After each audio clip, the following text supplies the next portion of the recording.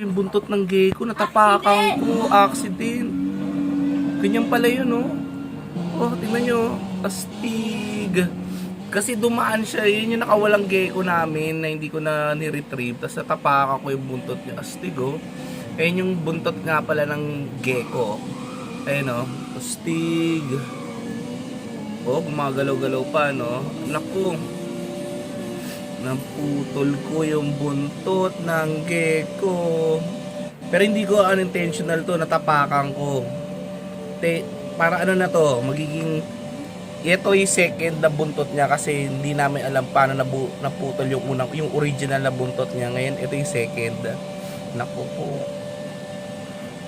Naputol ko. Tingnan nga natin. Oh. Mamaya, kunin ko yan ha. Ano yan? Sayang. So yan, check natin mamaya yung putol na buntot ng gecko. Ayun oh. Di pala ano. Lumabas siya bigla eh.